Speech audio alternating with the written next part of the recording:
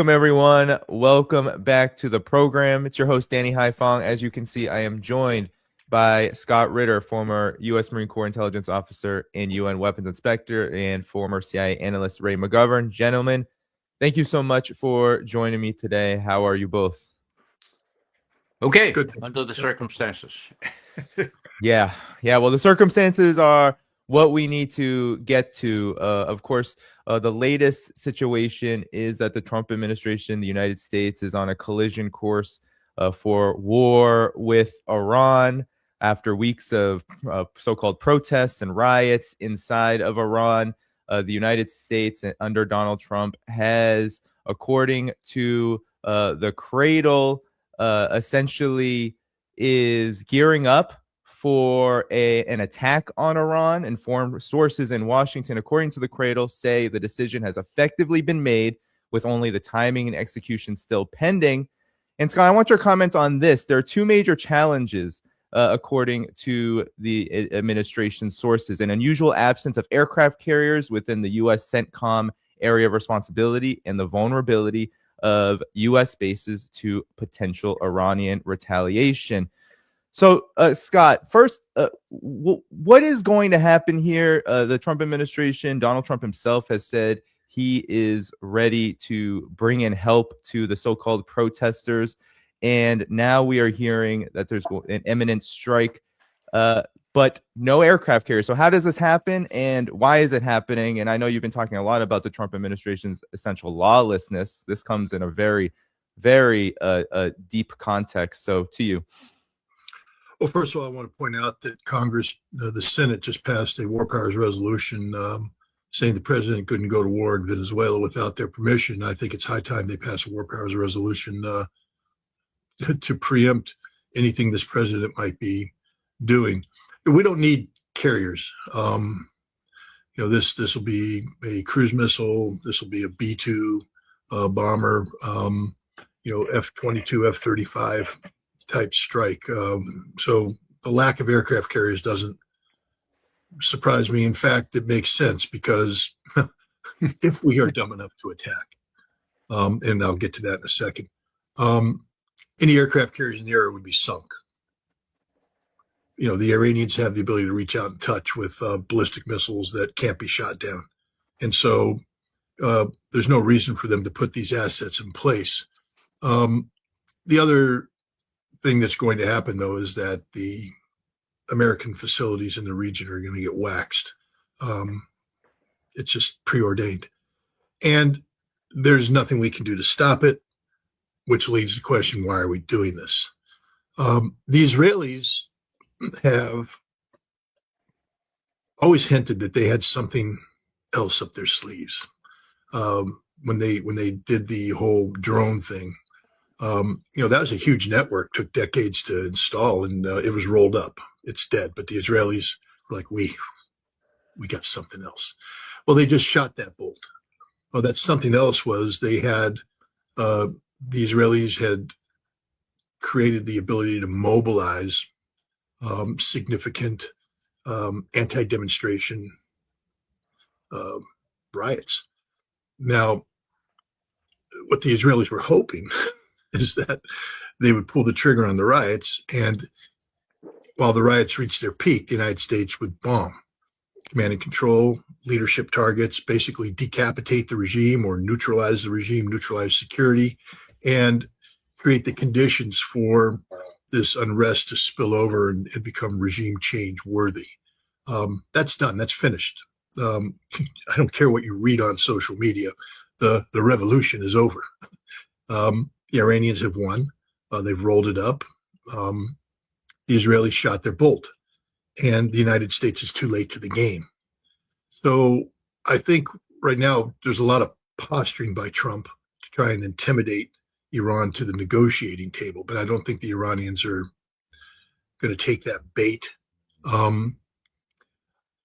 Look, we have a madman in office, and there's no way that you can apply logic to the methodologies there, but he missed his opportunity. The window of strike, and you just listen to the rhetoric of Lindsey Graham and all the other people that are plugged into the Israelis. They're like, strike now, baby, strike now, baby, strike now, baby. Do it. Help these poor people in the streets.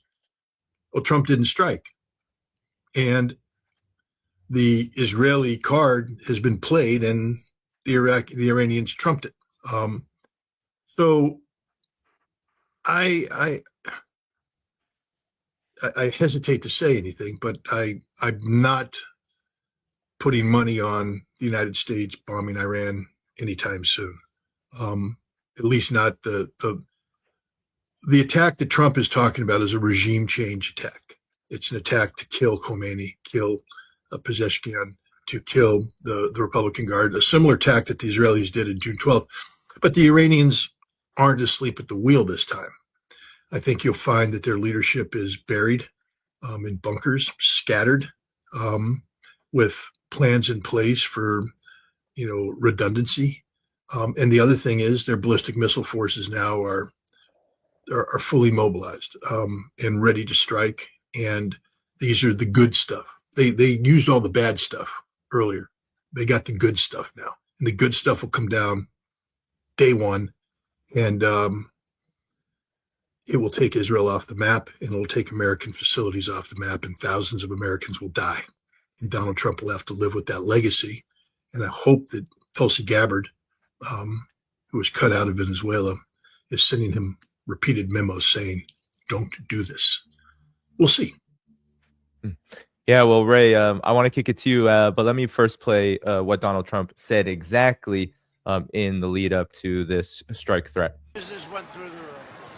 You said to Iran this morning that help is on the way for protesters. What did you mean by that? What kind of help? You're going to have to figure that one out. I'm sorry. How many people have been killed in Iran?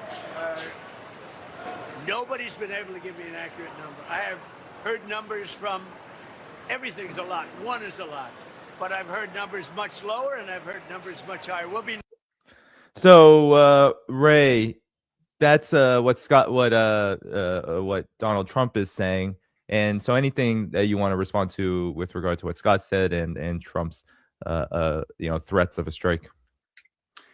Well, it may be not very sensible to put any trust in our professional military, but I wonder if they want to see their bases decimated. I just wonder if they'll go the 10th mile, so to speak, for Israel. I guess it's worth reminding people this has nothing to do with U.S. national security. Iran is no threat to the United States, never has been. This is all for Israel.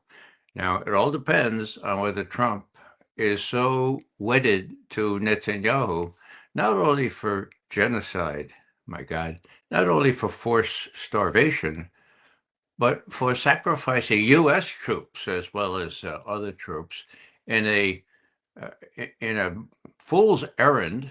They tried it before. They can't even justify it by the so-called existence of a nuclear weapon. There isn't any. They're not working on a nuclear weapon. And when Tulsi Gabbard said that, she got hit on the cheek there, saying, you don't say that anymore, and got marginalized. So I hope Scott is, I hope similarly to Scott, that she'll be able to weigh in here. And I'm relieved to hear Scott say, and I've felt for some time, more hope than maybe hope being father to the thought that the U.S. would, that however mercurial or unpredictable Trump is, that the U.S. military would tell him, look, we're going to have these kinds of losses, and, there's a good chance that Israel will be, what should I use? Obliterated. Israel, Netanyahu, obliterated, and their only last chance in extremis is, you know what, Mr. President, a nuclear weapon. Yeah, and Scott, the Gulf countries, they are warning, especially Saudi Arabia is warning the Trump administration to not strike Iran because of the possible retaliation. Is Saudi Arabia right to do this? Is there a possibility here that the United States could strike Iran and not suffer consequences, because Iran has said that they will and they are prepared for a war, and they're preparing for war with the United States, especially in mind? What's your thoughts about this? Again, this isn't Iran's first rodeo. They fought a 12-day war back in June. They're fully cognizant of everything. They have a very capable intelligence service. One of the things about the 12-day war is that it removed uncertainties from the equation. Prior to the 12-day war, would the United States pull the trigger? Would Israel pull the trigger? Would it be a big strike, a little strike? What questions asked and answered? Israel tried to assassinate the Iranian leadership with the assistance of the United States. And for 12 days, Israel attempted to pound Iran into the Stone Age. Unfortunately, Iran had a counterpunch, and the Israelis ended up having to call it quits and beg the United States to intervene. And that's why the war stopped.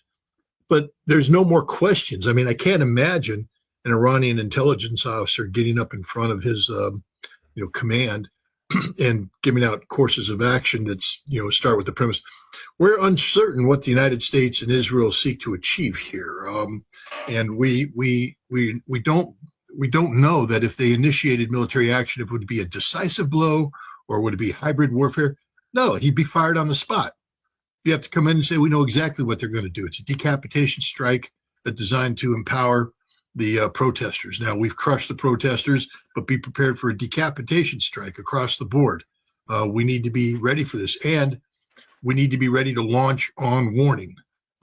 We can't just be sitting ducks. They'll be coming after our launchers. So the moment we get an indication aircraft are in the air, we need to launch, and we need to launch everything. What we don't launch will be at risk.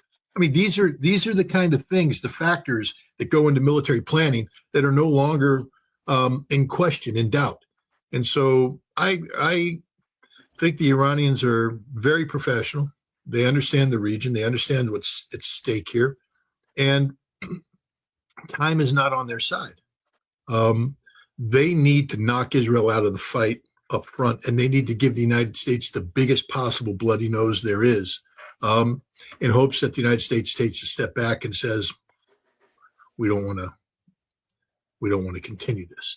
So we'll see. Again, this is all speculation here, but from a professional standpoint, I just can't imagine an intelligence officer giving a briefing to the Iranian command that didn't list options 1, 2, and 3 as the same. They're going to blow us away, so we need to blow them away sooner.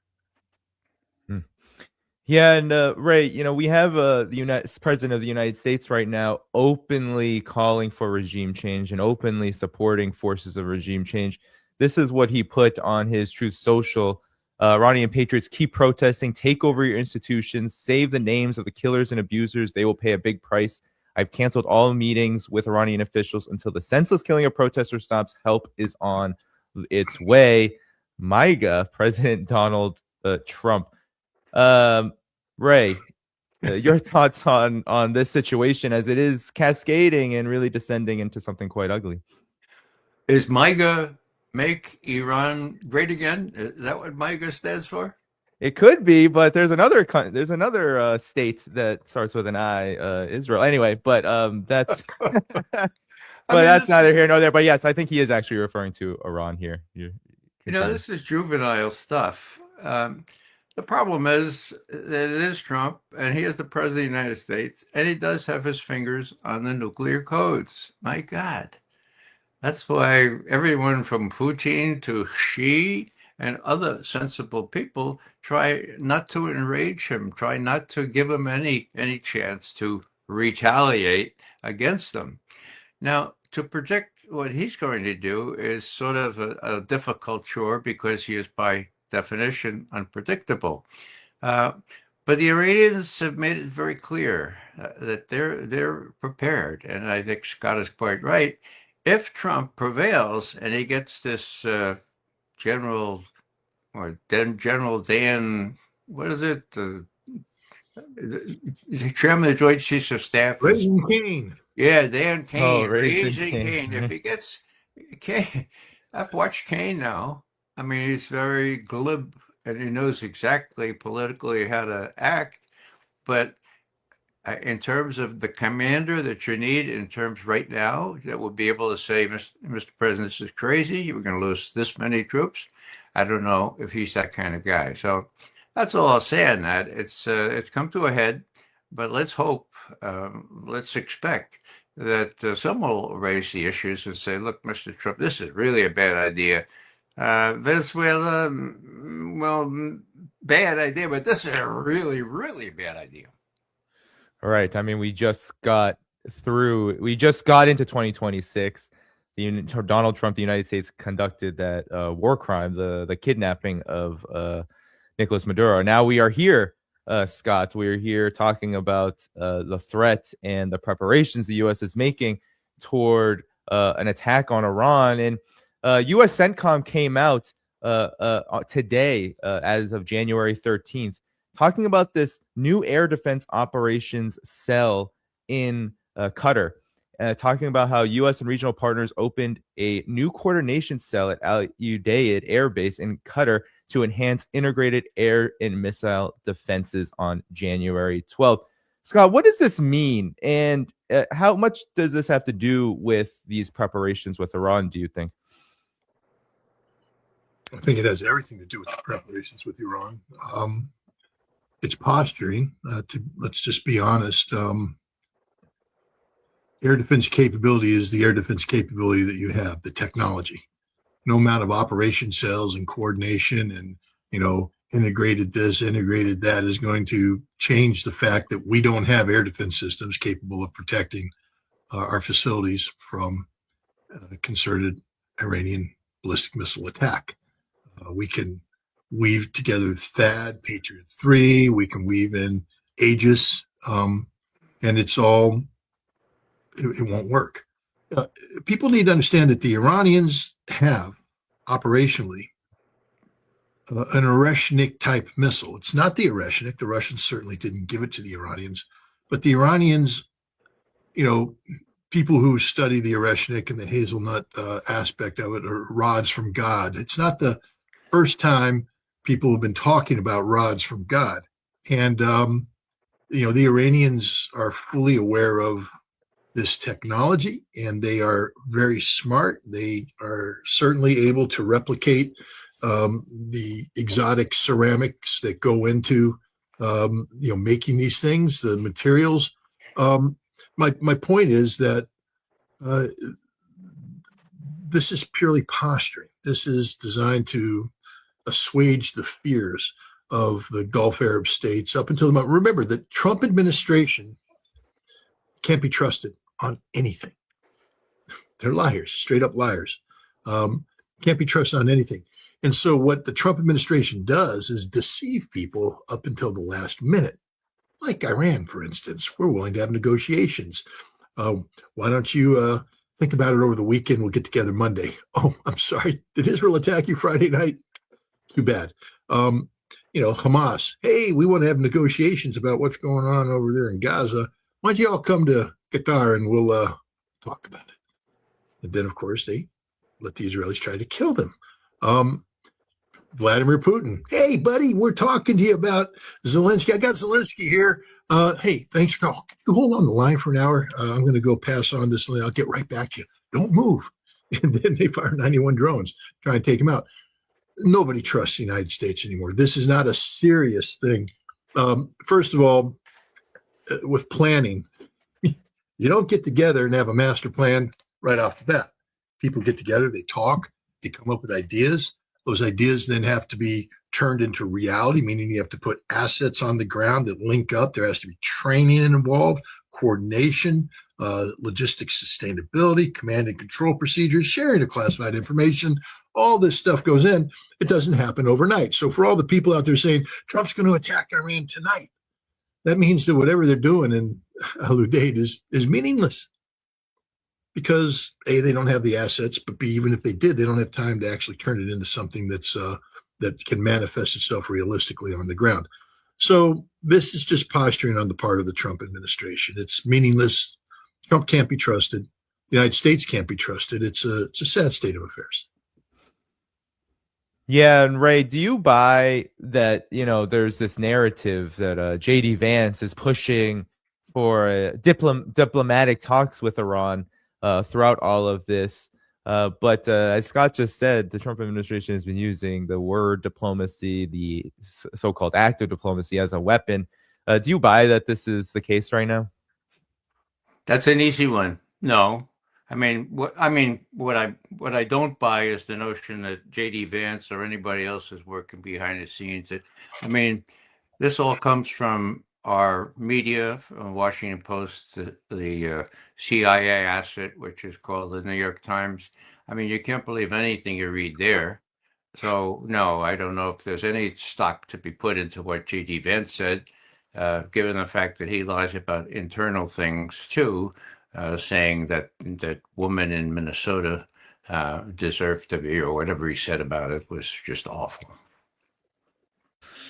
Yeah. Well, maybe Scott, you can elaborate on the context here, because we just had the Trump administration conduct this illegal operation to kidnap Nicolas Maduro, claiming victory in Venezuela and total control, even joking about how Trump is the head of state in Venezuela. But now suddenly we're here talking about an attack on Iran as these so-called riots, these so-called protests, as you call them, these riots, have, according to Israeli and U.S. Western media sources, they're still happening. They're still big. And the Trump administration is saying they support them. But many are saying that they've actually, as you said, died out. So what is the context here? Why is the Trump administration in this seemingly chaotic foreign policy situation now diving deep into the Iran morass?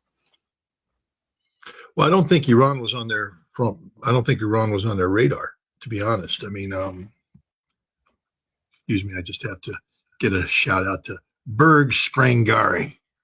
Scott Ritter is an idiot. Thanks, buddy. Just take that with a grain of salt as I respond. But my dogs actually concur with me. They think I'm an idiot as well. And they're probably more correct than you are. But the point is, after Venezuela, Trump said that Greenland is on our front burner. The invasion and occupation of Greenland, we're going to take this over, Fortress America, and all this. But Bibi has his own plans. And I think, the Mossad has been, when you prepare something like what's been ongoing, and let there be no doubt, this is a 100% Mossad operation heavily supported by the CIA. But the Mossad has spent decades cultivating these ties through the MEK, through the Shah's son in exile, through Kurdish groups, through the Baluch, through the Azeris. One of the largest Israeli Mossad intelligence stations in the world is in Azerbaijan. Why? Well, because they're going across the border into Iran to work up those Azeris. The Israelis are everywhere. And, so they've been working on this, building up these assets, building up these cells, because these operate in cellular fashion, training them on communications, training them on operations. And, the cells, what my take on just reading in between the lines here is that you had cellular structure, meaning that you had significant assets on the ground whose job is similar to that of a special forces team, meaning that they are there, and when the time comes, they will train an indigenous capability to act on them. And they rapidly expanded their forces, and they gave them, modern communications. And there's some interesting things there. The Iranians, when they started grabbing the phones of all these people, found the same message from a Farsi-speaking woman, Israeli, instructing them on what to do if captured, what you need to say to protect yourself, protect the system, and all this stuff. They found Starlink, receivers. The Russians gave them the secret to Starlink, with Russia has figured out, of course, fighting Ukraine. And the Iranians were able to jam and shut down, intercept, track, reverse engineer Starlink. And these cells were all rounded up, and they're gone. I love how people are so desperate now that, it's just a huge bot farm out there, trolls, who just spread the same message. It's not because they're getting truth from Iran. They're being directed by the Mossad via MI6 Benjamin Netanyahu is bragging about, I think, Project Esther, he called it. They spent Right. hundreds of thousands of dollars. God, I'm on the wrong side. $7,000 a tweet. I could have had a great Christmas. Yeah. But I'm basically it seems like I have to pay money to tweet. But the Israelis were funding and they're increasing their budget. But the point is, the Israelis are managing right now a PR campaign because they have no contact with their assets. They're all dead. They're all captured. Tomorrow they're going to be hung by the neck until dead. It's going to be the greatest mass execution of traitors since what the Soviets did to the Nazis in Kiev in 1946. I look forward to it. I'm sorry, Ray. I know you're a good Christian, and Danny, you don't promote violence. Hang them by the neck until dead. These are Mossad thugs who burned a 3-year-old child to death and created violence that killed many, many innocent people. These aren't innocent activists. Some of them may have been sucked in, but they all knew what the hell they were doing. They were all taking direction from, people that are working directly for the Israelis. And the Israelis have their number. The Iranians have their number. They rolled them up. And also, let's just talk about these deaths. 12,000 people are supposed to die over the course of 2 or 3 days. Scott, Barry Weiss is saying 20,000. The number just keeps getting bigger and bigger. Continue. Getting bigger. Modern combat. Do you understand how many live rounds and machine guns and bombs and aircraft would have to be employed to generate that kind of death count? We're talking about full-scale war. The bloodiest day in Vietnam didn't come anywhere close to that. Hell, the Battle of the Bulge, you didn't kill that many Americans. And the Germans are coming in with aircraft, tanks, bombs, machine guns, infantry assault, the whole thing. And now we're told, no, that the Iranian security forces are just gunning them down in the streets, 12 to 20,000. It's 100% crap. Excuse my language. Maybe hundreds. I don't know. The Iranians apparently lost their, the Iranians are very restrained. What do you mean restrained, Scott? They're one of the most brutal police. The Iranian government actually loves the Iranian people. And the Iranian president is actually very sympathetic to opposition forces, legitimate opposition forces who voice concern about economic conditions. Hell, this guy took the hijab away. I don't know if everybody woke up to this fact, but you walk around Tehran today and the women ain't wearing the hijab. And there's no cops around beating them up because the Iranian president said, we have to adjust to the times. And so, this whole thing, the whole thing about that woman, burning the portrait and smoking, she's Canadian, it was done in 2022. It's all a lie anyways, because there's no protest about taking off that job. It's already off. The Iranian government already conceded on this one. They've conceded on a whole bunch of other things. Unfortunately, through those concessions, they create a window of vulnerability because then a fifth column can be, extrapolated from this newly energized mass of people. You can say, but it could get better if you get rid of them. That's what the Israelis did, passed out money, promises, the whole thing. They recruited a whole bunch of people. These are traitors. They committed treason. Again, I'm just all you good, warm, hot-blooded Americans out there. What would you want done to Americans who worked with, I don't know, pick the worst country in the world out there, Israel. Oh, wait, whoops, we can't say that.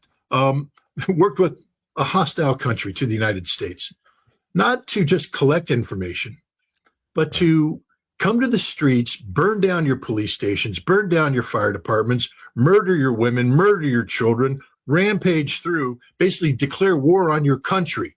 And now you caught them, and you got them dead to rights. There ain't no ifs, ands, or buts about this. They got the instructions right there. They got the orders, how they implemented it. They got the cache of weapons. They got everything. What would you do, America? You'd say string them up by the neck until dead. Now, people will say, well, we have due process, and we do. And we don't string them up by the neck until dead anymore. But we could. And with this president, you never know. Hell, he'll shoot a 37-year-old woman in the face just for trying to avoid having a nice guy come in and take control of her car. We already are an occupied country. We already have American citizens being detained illegally, murdered illegally. I'm just telling you right now that if the president of the United States, this president, was faced with a similar situation, we'd be executing those people in very short order. The Iranians have been doing this for some time now. They're fed up. This isn't the first time Israel has organized large-scale demonstrations. Raisi, when he spoke in September of 2023, I believe, at the UN, said that the unrest that followed the tragic death of that Kurdish girl in police custody, he said that put the greatest pressure on the Islamic Revolution since the revolution. It was a very dangerous time, he said. They exploited all of the fractures in Iranian society, and they came at us hard. He said, but the Iranian people rallied around and they were able to restore this. Notice what I said. The Iranian people rallied around. The Iranian government didn't violently suppress these people. Those cells still were there. They were supposed to rise up in the 12-day war in June, but the decapitation didn't happen, and the Israelis held them in reserve. But the Iranians know this stuff.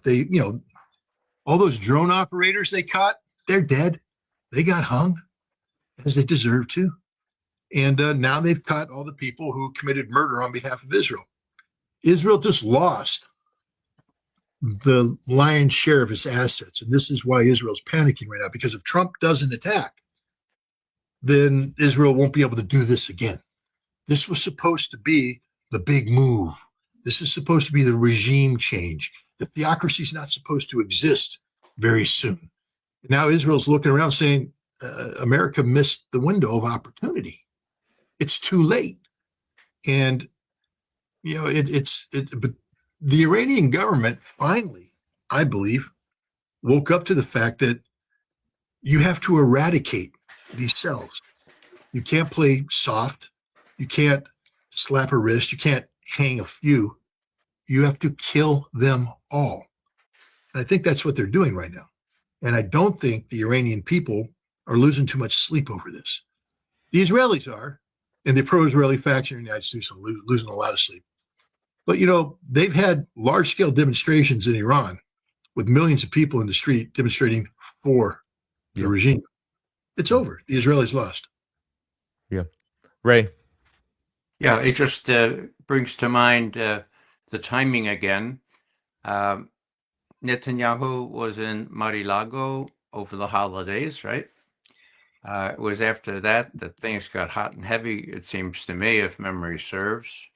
I don't know exactly, but I'm wondering how much this had to do with Netanyahu feeling he needed a really big boost, okay? He was almost in extremis because Gaza is not going so well, okay? So he needed something to divert attention, and he needed Trump to show that Trump is solidly behind him, okay? Now, he brought that home to him. Trump is solidly behind me. So the way things have now gone down raises, in my mind, the specter that, well, if it is in extremis for Netanyahu, what's he going to do now? How does this relate to the situation he faces internally and with respect to Gaza? My worry is that this would make it even more likely we would go off half-cocked, and that perhaps our president would support him for similar reasons, to divert attention to what's going on elsewhere. So I don't know, but it raises hair on the back of my head. The other thing that hasn't been mentioned, of course, is Russia and China. This is not Venezuela, folks. This is right on the Russian border, China. Now, what are they going to do? They have an economic stake there. Oil is really big, especially for China. They need it through the Persian Gulf. So, we used to talk about, well, will you stand idly by when this happens? I don't think they're going to do that anymore. Chinese are very cautious, but the stakes are very high.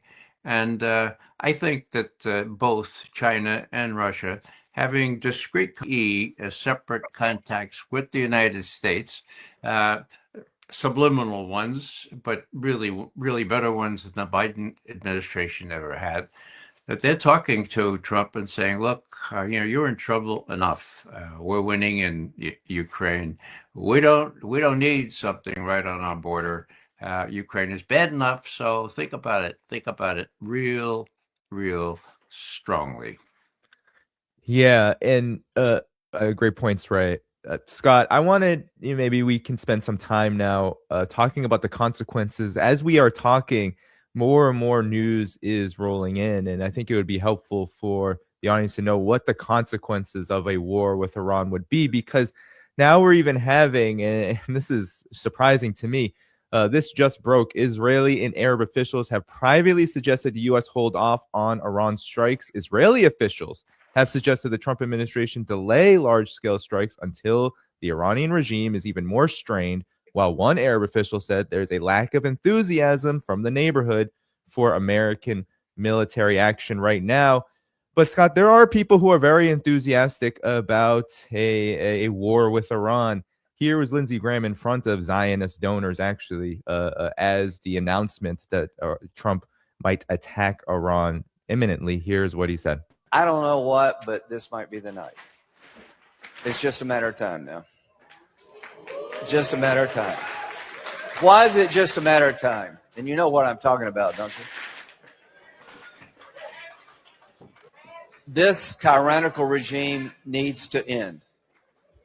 We need to end this for the good people of Iran and for our own selves and the people of Israel. We need to take this guy down.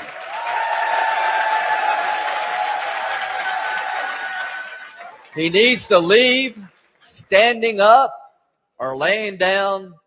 I don't care. He needs to go. And if we can pull this off, it'd be the biggest change in the Mideast in 1,000 years. Hamas, Hezbollah, gone. The Houthis, gone. The Iranian people, an ally, not an enemy. The Arab world moving toward Israel without fear. Saudi Israel normalized. No more October the 7th. I haven't slept or eaten in 3 or 4 days. So he is that enthusiastic, Scott, about this that he hasn't eaten or slept in days. Scott, talk about what the consequences of a war with Iran, what would they really be? It seems like many Gulf countries, even some in Israel, which is shocking to me, are very much concerned about the consequences. Israeli infrastructure won't exist when this is done.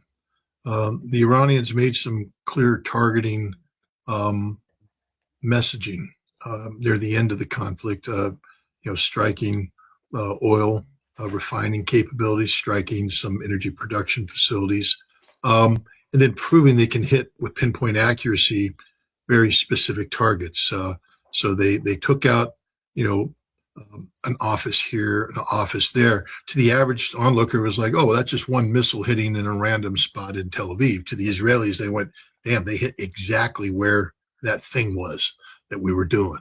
And that also was a signal to the Israelis that the Iranians know about that thing that they were doing. And they hit it and they destroyed it. And that's why Netanyahu panicked. I mean, he was in sheer panic because the Iranians sent very clear messaging that we know everything. And if we want to, we can kill it. But, the problem is Israel hurt Iran. Iran was hurting as well. And so both sides wanted this war to come to an end. But Iran's not going to wait 12 days to send that messaging. This is going to come on day one. And so, I mean, I'm not saying they will kill Netanyahu, but they could very well kill Netanyahu, depending on his reactive, how he reacts. They can kill a lot of the Israeli leadership, and I believe the Israeli leadership will be on the plate. They will destroy the critical infrastructure of Israel, up to and including Dimona. And maybe not the nuclear reactor, but taking out very specific targets, because there's nothing that can defend against what Iran has. You might shoot down 1, 2, 3, 4, but you're not going to shoot them all down. And they're so damn accurate and they're so damn powerful that Israel will be effectively removed from the map. I don't care about Israel. I mean, good. I care about Americans. I don't support Trump, but my God, there's men and women out there who took the oath to wear, to serve their country. They're wearing the uniform of their country. and we have a duty and responsibility to ensure that their lives aren't thrown away in vain. They got their orders. They had to deploy. They have to do the jobs they're given. They're sitting ducks. And the Iranians know everything. They know every target. And the Iranians aren't going to hold back. I don't believe they are. I don't believe there will be a warning shot. I think when the time comes, the Iran will smother American bases the same way they're going to smother Israel. And that's it. And then if the war continues and Israel strikes, for instance, strategic energy targets inside Iran, then you're going to see Iran shut down the Strait of Hormuz, destroy Saudi oil fields, destroy UAE oil fields. And now we have an energy crisis in the world that nobody's ready for. I mean, Donald Trump's like, well, we got Venezuelan oil. It's still in the ground, Donnie. Still in the ground. Even your big oil company say it's going to take a while to get it out in any significant. This should be a lesson to anybody who starts playing stupid games with oil infrastructure. When you have a nation like Venezuela was producing, 3 million barrels a day at one point in time, does anybody here know about well maintenance, pressurization, about water pressure, about water levels? What do you have to do with a well once you start extracting oil to prevent water from seeping in and contaminating? What kind of pressures you have to maintain? And you have to maintain them in an active manner as the oil is extracted. It's not reactive. It's all planned out. So when you start decommissioning production and you start drawing these wells down, that pressure goes away, water levels rise, you get a dilution, you corrupt the integrity of the product. Now, that doesn't mean it's unusable. It just means that you just made it much more expensive when they finally get it out. And then when you come back, you've got to repressurize, you got to do the whole thing. This is reality. This happens when we the only nation in the world that can get away with this is Saudi Arabia, who massively on purpose overproduced their oil extraction infrastructure because they were supposed to be the brake. They were supposed to be in the United States. Well, we need more oil in the economy. Hey, Saudi Arabia, jack it up a little bit. Right. We need to, get the prices to go. Hey, Saudi Arabia, slow it down a little bit. We got to manage this. And Saudi Arabia would do that. Saudi Arabia would increase production, decrease production based upon the orders given by the United States. But that requires global stability in terms of energy. But when the United States goes in and we destroy stability through the stupidity of our sanctions, America, I just look around my house right now. Light, energy, oil, plastics,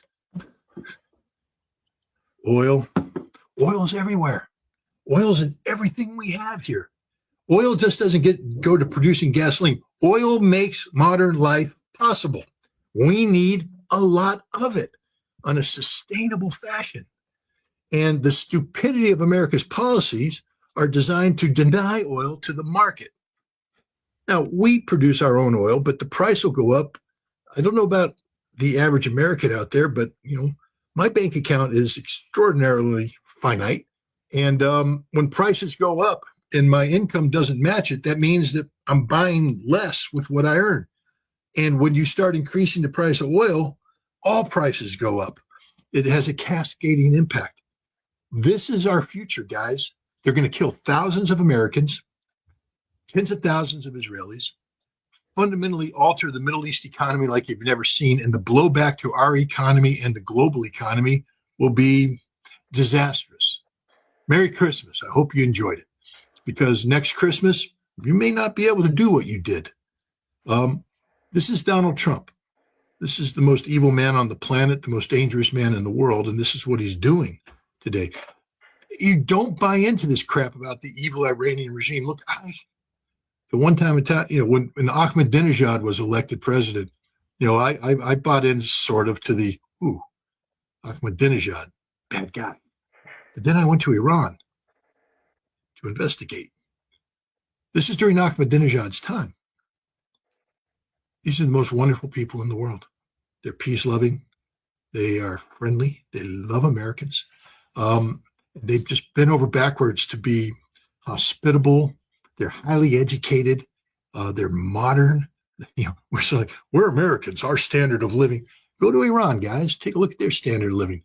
I drove on the superhighway out of Tehran, going towards Qom, going towards where the Natanz facility was. There's a city nearby. I can't remember the name of it. But it's a superhighway, and I went into their rest center. Clean, modern toilets. They flush, and they're clean. There's none of this smell you get in the New York, throughway. The smell of some drunk who decided he was going to miss the urinal and just pee on the floor, and they're not going to clean it up, or the guy who emptied his bowels in the back and it's overflowed. And that doesn't exist in Iran. It's clean. They had fast food, but it was good food. It was healthy food.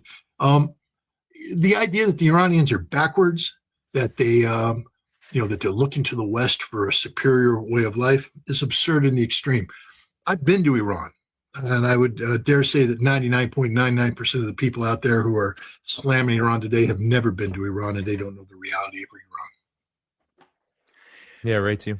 Yeah, let me comment on Air Force Colonel Lindsey Graham, who was a lawyer in Air Force, and he was after deserters and people who didn't want to go to war, and he lived. He did live in the barracks. He lived in the officers club and so forth. Lindsey Graham is the kind of guy that Defense Minister Healy in London is.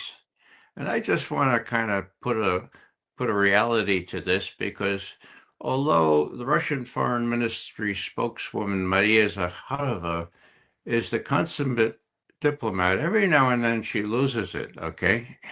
And what she said, when Healy said, we're going to kidnap Putin, he's first on our list, we're going to kidnap him and make him triumph for war crimes. This is what she said officially on Russian TV.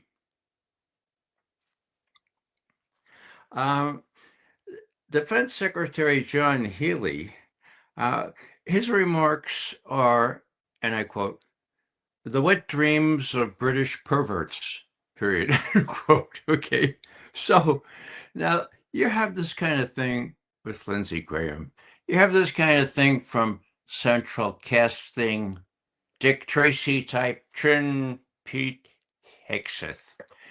The problem is that if you take this, or if you're required to take this seriously, as Putin and Xi are, you say, my God, we have a delusional narcissist as president of the United States. We don't know what he's going to do. There is no break. As a matter of fact, these people catalyze his narcissism and give him the idea that we're the kind of martinets that will support you no matter what. And besides, we look pretty good on TV. So we're going to. Now, the problem with all that is, if you're Putin, let's say Putin, he's looking at all this, my God, who does the president have to rely on for some solid advice? Well, the answer is maybe Tulsi Gabbard. Where was Tulsi Gabbard when the big decisions were being made in Venezuela? Oh, she was sunning herself in Hawaii. Okay, I think that's probably the truth. She was not consulted. So let me just bring this back to a historical perspective here. When the CIA was created, Truman wanted one agency that would have access to all the information available to the Pentagon, the State Department, the code breakers, everybody else, a central place where he could go, the president, and say, look, you told me like it is, okay? Tell me what's going on. I don't care what the Pentagon is saying. They're 12 feet tall, these Soviets. The State Department says they're only 5 feet tall. Look, I give you career protection for telling me the truth. Now, that's what analysts did. That's what I did for 2/3 of my career until Bobby Gates and Bill Casey messed it all up, okay? But we were able to tell the president that. Now, what about regime change, okay? Oh, that was something that when the legislation was being prepared, none other than George Kennan said, oh my God, the Russians are The Soviets are assassinating people. They're all kinds of dirty tricks. They have these mokria yala, these wet things. We have to have the same capability. And they put that into the legislation. Legislation reads, the president, the CIA, the director of the CIA shall perform such other tasks and duties, besides the major thing of analysis, as such other functions and duties as the President of the United States shall from time to time direct. So you have two CIAs. The one that Tulsi Gabbard has tried to resurrect and reestablish the analysis part, who were cut out of this Venezuela operation because the operatives were telling the president and telling everyone else, yeah, we can do this. Of course we can do that. And when somebody said, what about next week or what about next year? That was an impolite. That was a bit out of the question. Okay. So what I'm saying here has historical precedent. Okay. What happened in 1953? Well, I graduated from elementary school in 1953. I learned later that we overthrew a leftist-leaning, Soviet-inclined puppet who happened to be the freely, independently elected prime minister of Iran for the first time in 2 millennia. Okay? Now, what was his name? Mossadegh. What was his offense? Oh, he had the temerity, mind you, to say, I think the Iranian people should profit a little bit more from the riches under our sands. So they call it oil. Yeah, we shouldn't give it all to the British.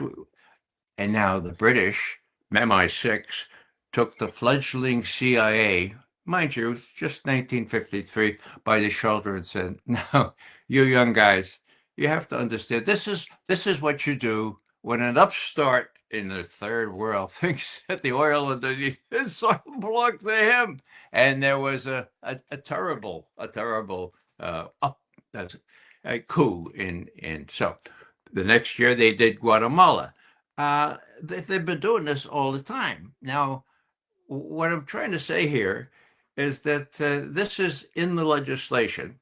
And when later President Kennedy, and this is perhaps the best example, I'm trying to give a context here.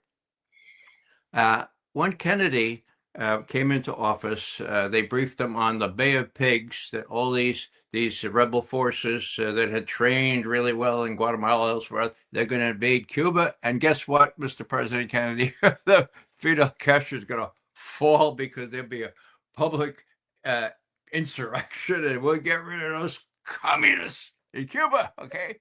Now, Kennedy looked at the plans and he said, I don't think so. Oh, you say Eisenhower approved it? Well, go ahead. But look, don't expect me to authorize the use of U.S. armed forces in case you get bogged down on the beach. Now, they laughed at him. They said, and we know from Hallam Dulles' handwritten notes, coffee-stained handwritten notes from his desk after he died, that he said, when we get caught on the beach, the president will have no other option other than to support us with aircraft and army stuff, lest the enterprise fail. Enterprise remove Castro. Okay, so it was a setup. What did JFK do? And this is what every president should do. He said, hey, who's around here that can look into why these people told me that Castro is going to fall? Oh, Arthur Schlesinger Jr. You're a historian, but could you take 2 months off? Yeah, 2 months. And look at how this farcical explanation how did they find? So he went to less than 2 months. We have the memo now. Schlesinger to Kennedy. Mr. Kennedy, I hate to tell you this, but the analysis division of CIA was cut out of this whole thing. They were not even informed that would happen, much less asked for their views on, for example, whether Fidel Castro would be the victim of a popular insurrection. All the analysts said that was crazy, that would never happen, but they weren't consulted. So it was the operatives who wanted to run the operation. Now the same thing is happening in Venezuela. The same thing is happening anytime you have not only a CIA director like John Ratcliffe. But when you have a national security advisor, now who's the national security? Oh my God, that's Narco Rubio. Rubio. Yeah. Yeah.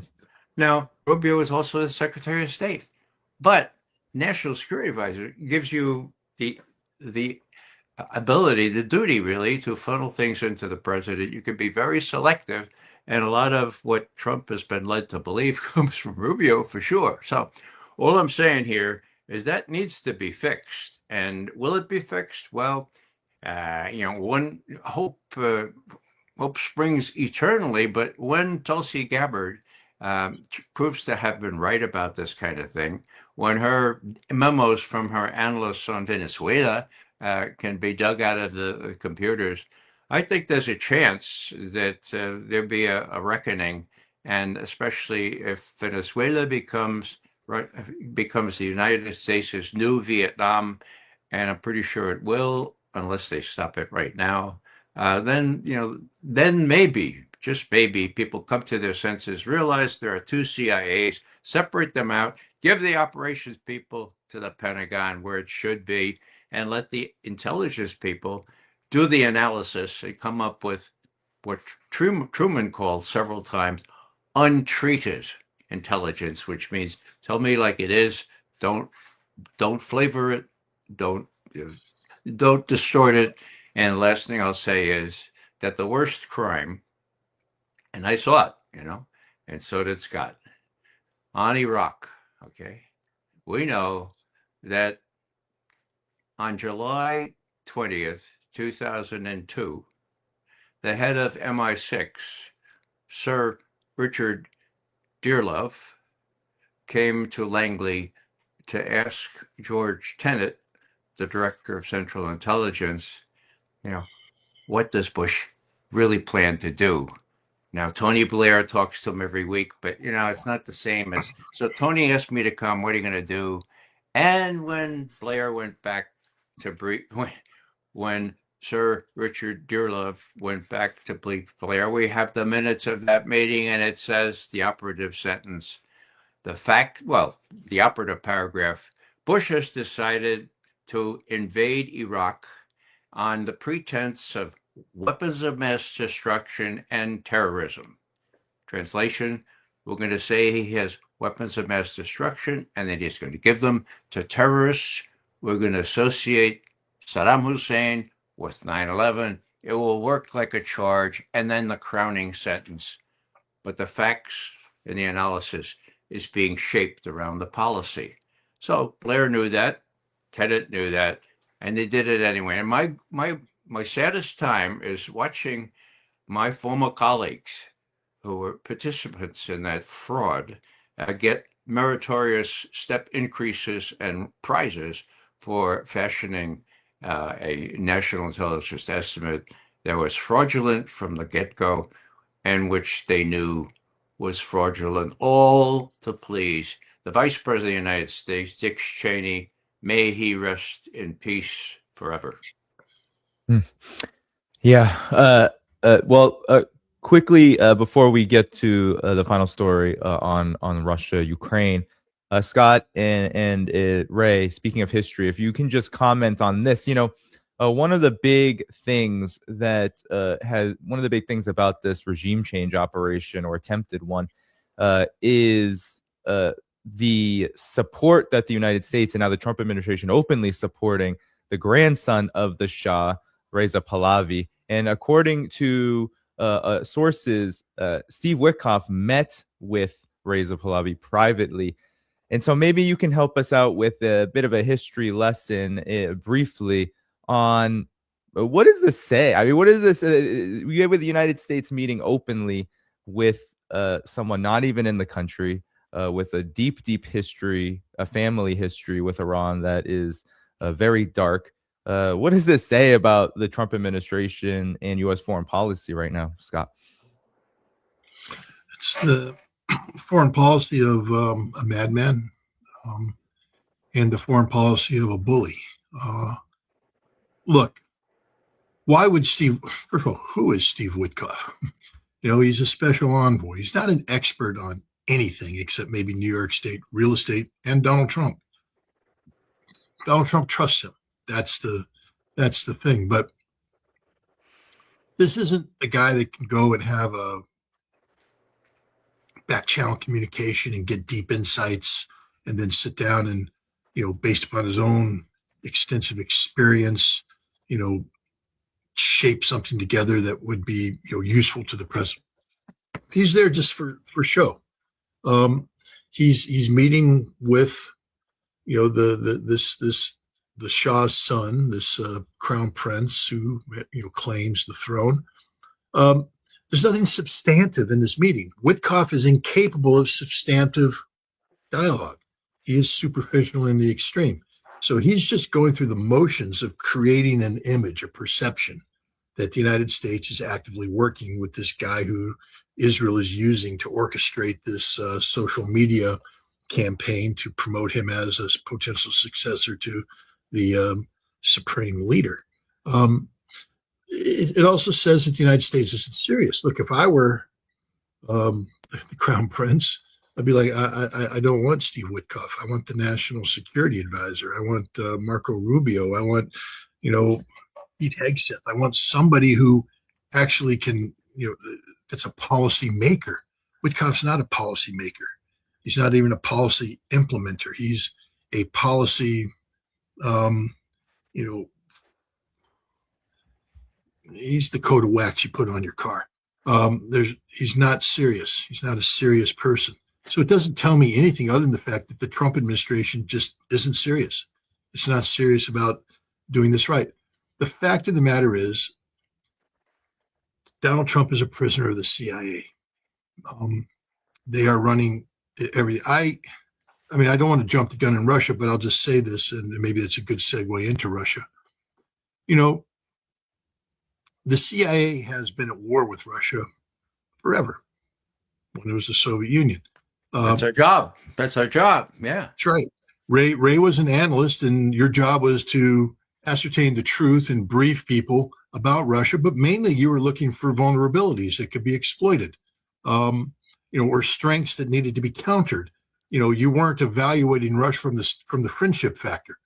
Mr. President, today, on a scale of 1 to 10, friendship factor is 8. I think we could have good relations with these people. No, you're Mr. President. Actually, that happened in the 1970s and the 80s. So, it was a mixed bag, but we were trying to do it objectively, as you know, Scott. And there were times of détente, of rapprochement. Correct. And we almost had that again, almost. But go ahead. Sorry to interrupt. But the operators never bought into it. The operator's job was never to do. The operator's job was to destroy the Soviet Union and destroy. Everybody focuses on the case officers and the spying. That's a big part of things.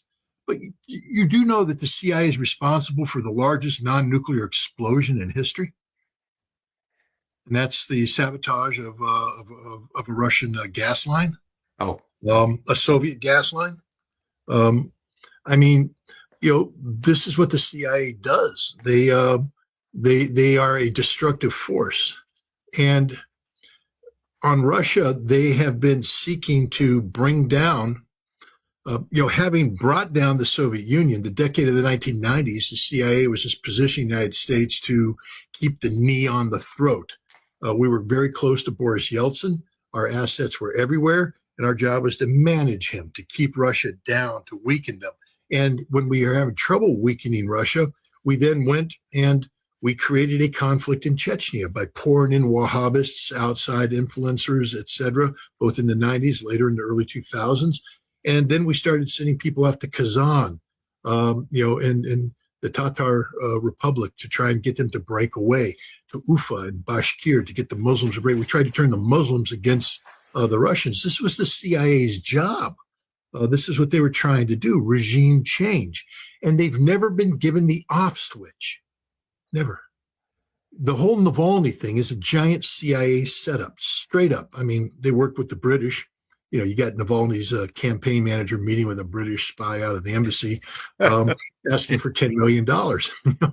On tape. On tape. It's right there. And the Russians have they have the spy rock.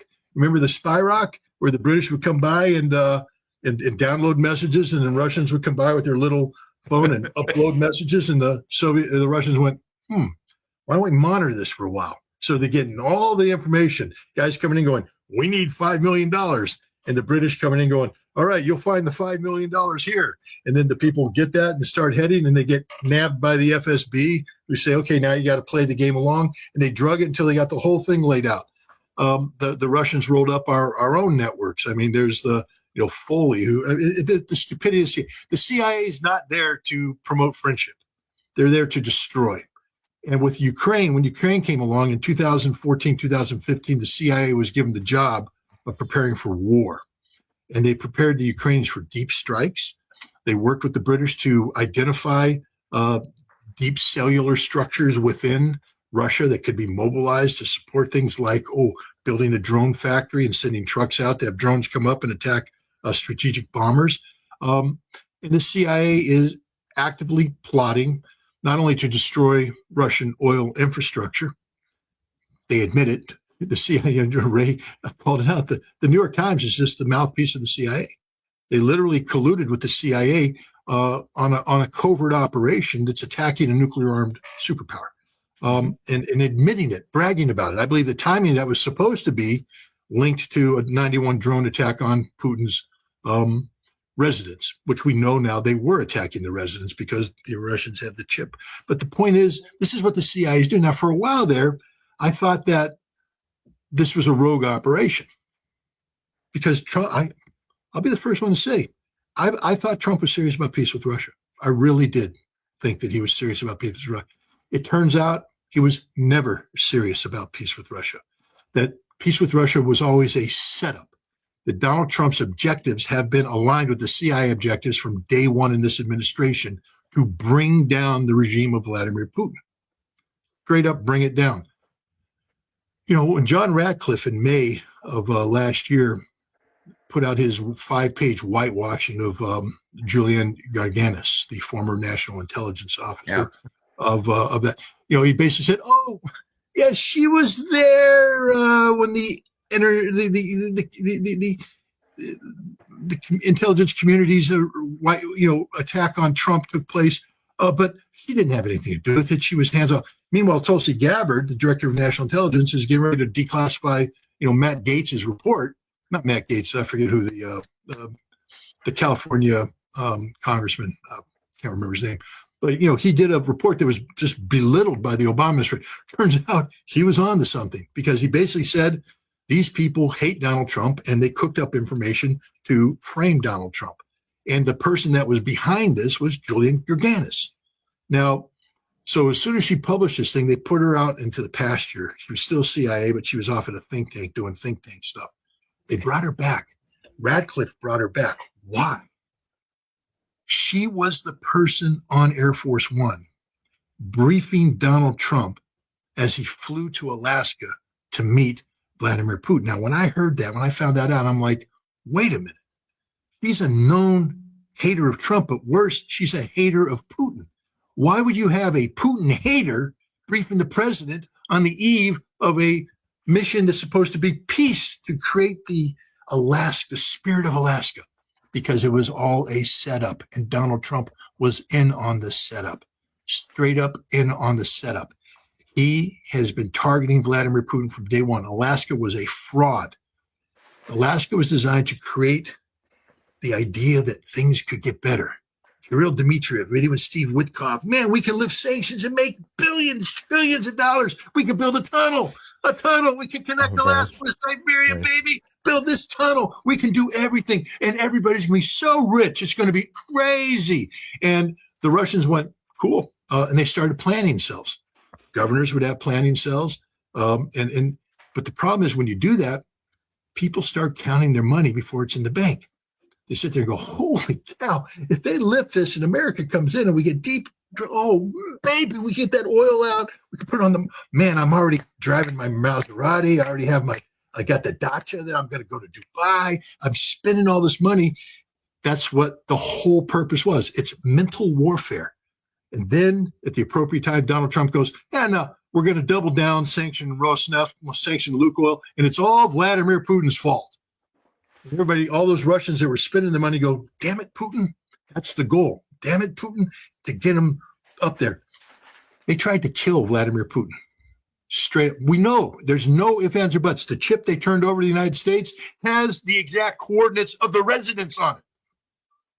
And the intelligence that was packaged in there to guide this drone in there is very specific intelligence, packaged in a unique manner, a digital fingerprint that lends itself to the Tomahawk targeting cell that's in Europe, Department of Defense. It's the only place in the world that can do this. And they have a relationship with Palantir, who then took it and gave it to the Ukrainians, who loaded it on in real-time fashion. The Russians know this. Now, they handed it over to the United States. They didn't say anything. They went, here, look at it. And the United States will look at it. And when you do that, they're going to go, they know everything because it's all there. It's all there. We tried, I'm not going to say to kill Putin because, again, the time of flight of the drones and such, the Russians would have put him in a bunker that couldn't be hit by these. But we attacked the president of Russia. Why? Trump was sending a signal. You're weak. You're weak. I'm making you go underground. I'm Donald Trump. You're weak. And the whole idea is, again, to diminish Putin in the eyes of the Russian political and economic elite who have been empowered now with the dream of wealth, to create a fifth column to bring down Putin, because that's the CIA's job. And Donald Trump ordered them to do it. So peace is dead. There is no hope whatsoever for the restoration of this. The Russians, Lavrov put out a statement. And we're not walking away from American dialogue yet. Why would they? You need dialogue to prevent a nuclear war. Remember, with Biden, there was no dialogue. So the Russians will keep the chain of command open. But then they said, yeah, but this latest thing changes everything. There's no more, let's just put it this way. What you thought was going to happen ain't going to happen. It's going to be something different. Then they followed up, and this is the most important thing here out of all of everything, which I believe is important. They fired a second Oreshnik. And that closes the door on any potential of a resurrection of the INF Treaty, of bringing stability to Europe. The Russians, Dmitry Medvedev and others have come out and said that Oreshnik intermediate range missiles are now a major aspect of Russia's strategic nuclear deterrence. And it will be used. It gives Russia the ability to escalate using strategic forces in a non-nuclear fashion. Now, they've now made it their policy. It is there. They are deploying units. And Ryabkov came out the other day and said, yeah, Oreshnik's cool. More. They're better. And they're coming on. I can't name them right now, but they're there. They're ready to be used. And we saw it. The Iskander M, 1,000 kilometers now, 800 miles. INF system. They've taken. Russia will never back down from INF now. It is a permanent part of their posture because Europe is irresponsible. America is irresponsible. Donald Trump put the other nail in the coffin. $1.5 trillion defense budget, decided to breathe life into Golden Dome. The Russians said, you do Golden Dome, there is no arms control. New START expires next month. It will not be revived, and there will be no cap because the United States is putting hundreds of millions of dollars into mass production of plutonium pits. We're going to rapidly expand this, and watch what this idiot does, because as we rapidly expand, I'm sure someone's going to say, some of these are new designs, boss. We need to test them. And you can go test them, do it. Boom. Now we got nuclear testing. The Russians are going to match. We're literally in a nuclear arms race right now. There is no hope whatsoever for arms control. It is dead. The Russians have made it clear now that they have the advantage. They won the nuclear arms race, by the way. They have overmatch across the board, and they're not going to give it up. And for the United States to match them, you remember in the Cold War how they said, we forced the Soviet Union to spin themselves into death? Remember that one? Yeah. Star Wars, and we forced them in. Well, the Russians right now are just sitting there going, we got it all. What do you got? Nothing, right? Oh, go ahead and spend that money. Spend that $3, $5, $7 trillion you have to spend to catch up. That isn't going to catch up. You're never going to catch up. This is where the Russians are sitting. And as long as you have a president of the United States that tries to kill a Russian president, they will never negotiate anything that removes or reduces their ability to defend themselves. Because the one thing the Russians have is the guarantee that if the United States ever did kill the Russian president, the United States would cease to exist. So, it's over. They'll talk. They'll keep the communication over, but they don't trust us. at all. Zero trust. Well, okay, yeah. Right. Now, let me claim equal time. I've taken some notes, Scott. Let me see where we start. Maybe we'll start with the Shah's son. I have met the Shah's son. They were back in the day, 20 years ago, when I used to be in green rooms or blue rooms. And I was warned, not warned, but a very excited person with the Shah's son came, Mr. McGovern, the Shah's son is coming in. And so he came into the blue room right where I was standing, and I was supposed to be impressed. And I didn't say nothing, okay? I just looked at him, and I remember my Irish grandmother, if that's society, excuse me. So I stuck up my hand, and I want to tell you, that was the limpest kind of hand that I've ever shook, okay? Now, in contrast, as Scott knows, I was at the parade on May 8th in Moscow, had pretty good seats. Scott saw me up there with some pretty big dignitaries. The point is, I got a chance to shake the hand of Maduro. Now, I want to tell you, that hand is 2 times as big as mine, and he almost crushed my hand, right? Now, this is all allegorical, but I think it might apply here. The Shah's son, did they think there's a following for the Shah's son in Iran? I mean, who told Witkoff that was sort of a sign, I guess, to people they thought. I mean, there aren't any, there are maybe 100 people. They're all descendants of the Shah. Anyhow, so that was sort of a crazy thing. How about the flight to Anchorage? After she briefed the president, he told a Fox reporter, and I quote, I'm really excited here, but, if we don't come out with some kind of ceasefire on this, I'm going to be awfully disappointed. He already know. Witkoff already told him that there wasn't going to be any ceasefire agreed to by the Russians. And yet he told him, why did he say? I've always been wondering. Well, I think I know why. He was briefed by this Russophobe saying, well, they should give you a ceasefire. Anyhow, the way it came out, Trump apparently made this overture, and Putin said, hey, I thought we told you if that's a no goer. And of course, he backed off, and 2 hours later, Trump checked out. We're not going to do a ceasefire. We're going to do the whole enchilada. We're going to get the whole agreement. Okay.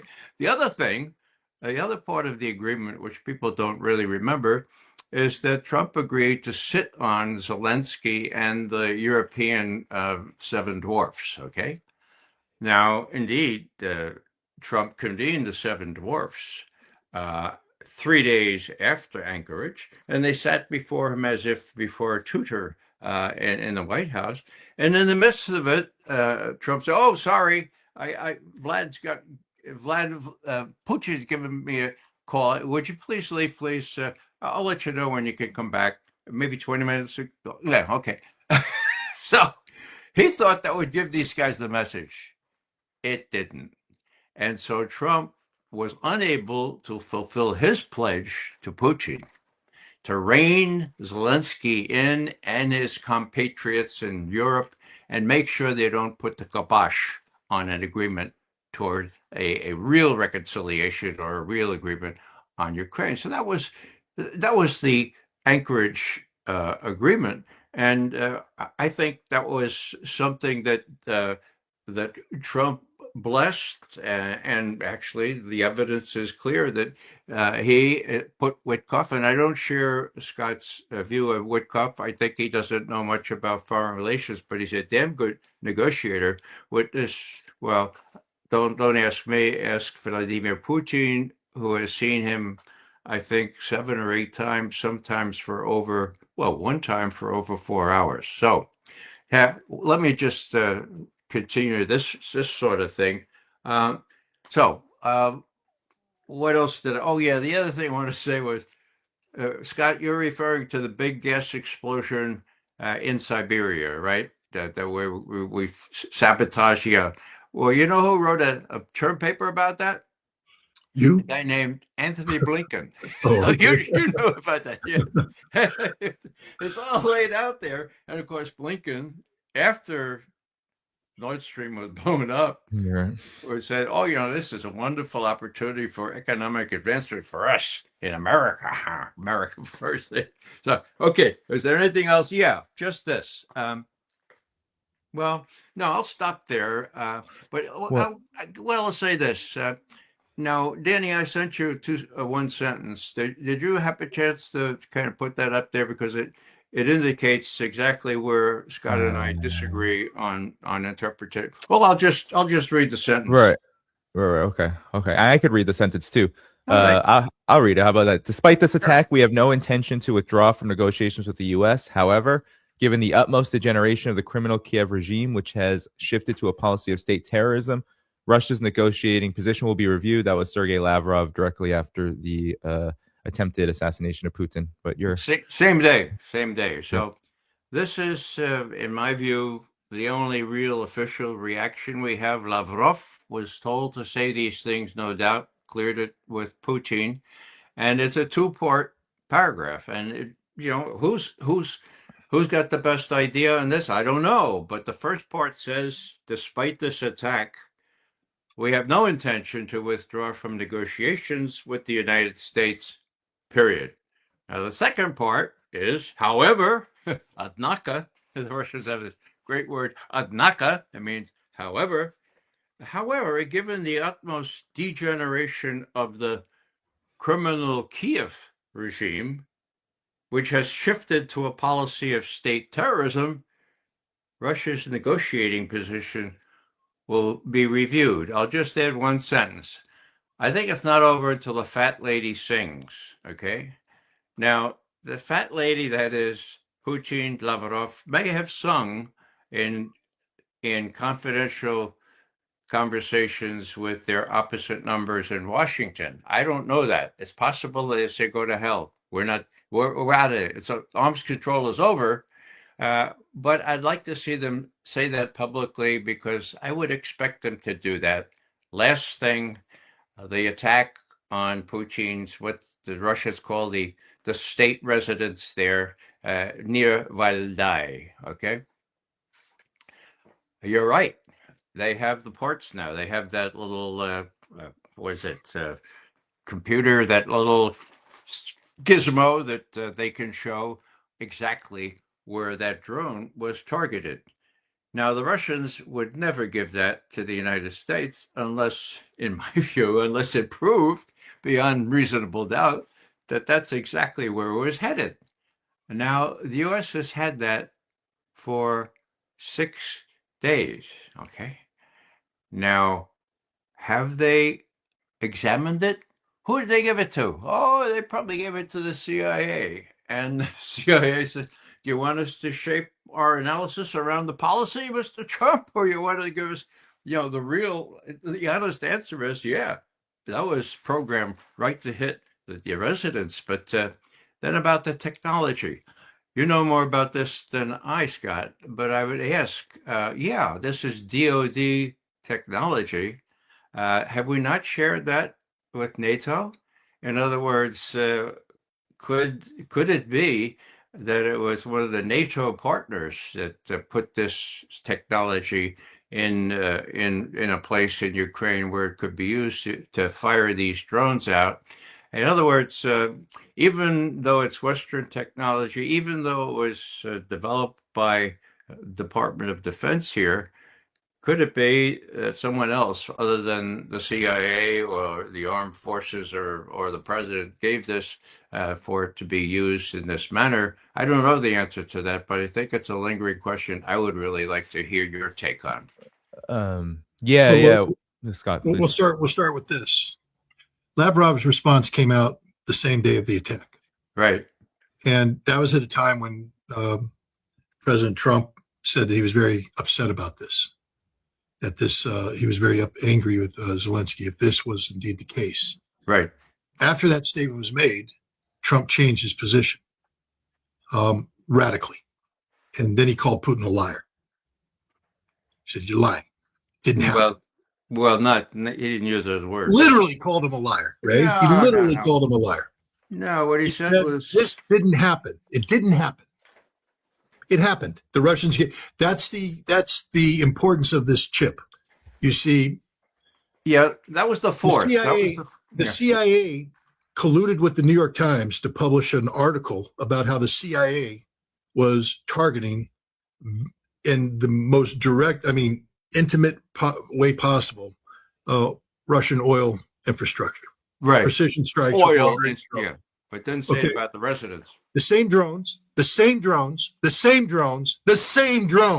using the same guidance.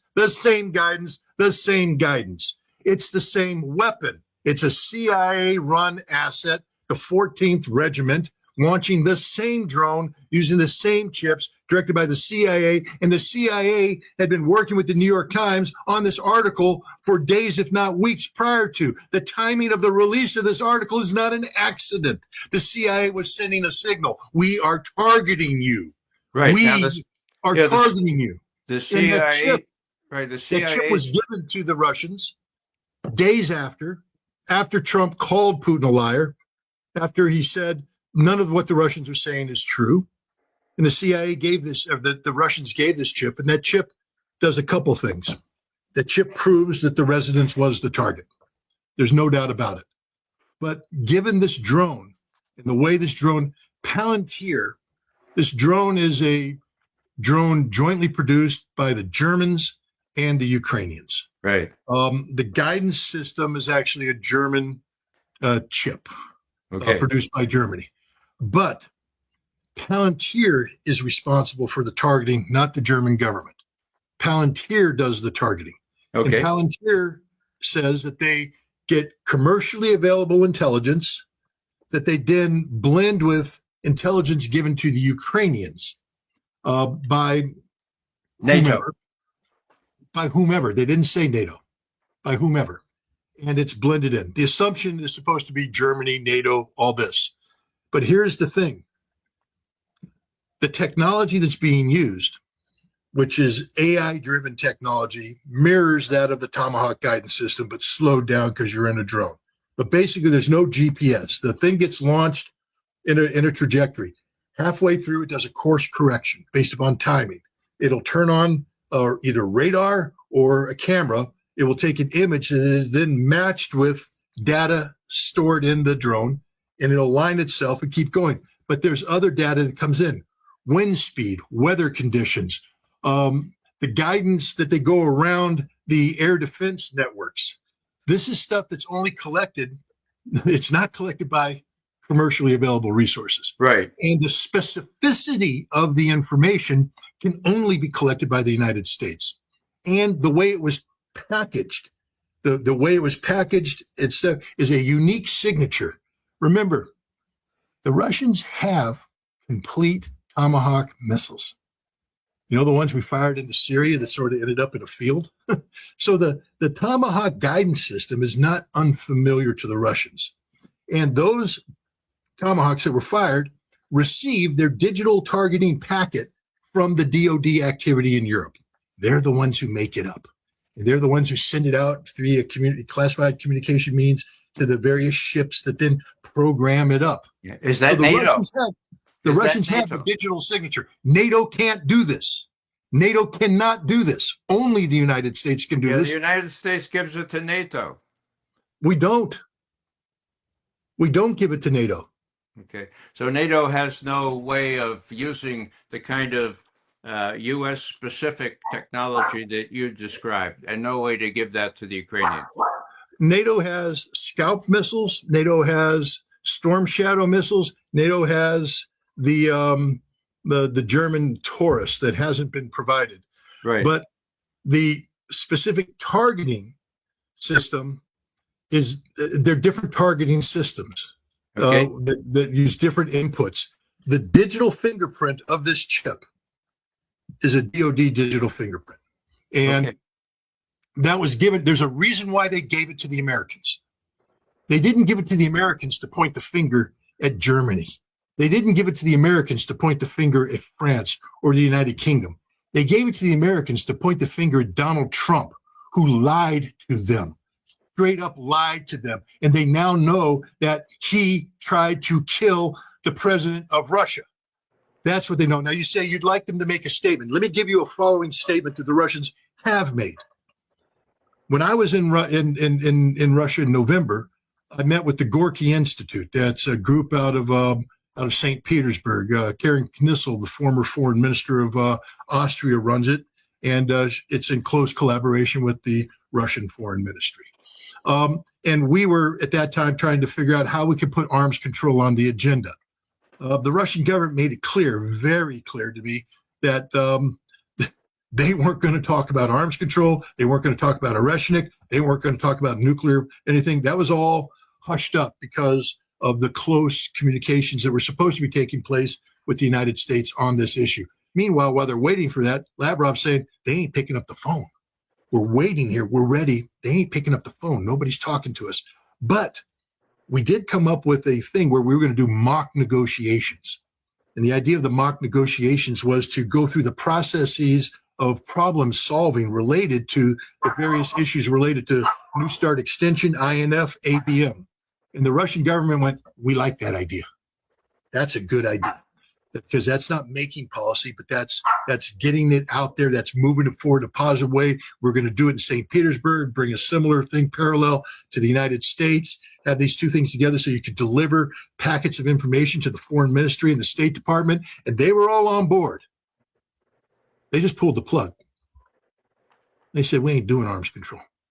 It ain't happening. It's dead. Now, they haven't done that publicly, but I'm just here to tell you right now, the foreign ministry was excited about this. They ain't excited about it anymore. The Russians, they're not interested. They fired the Oreshnik.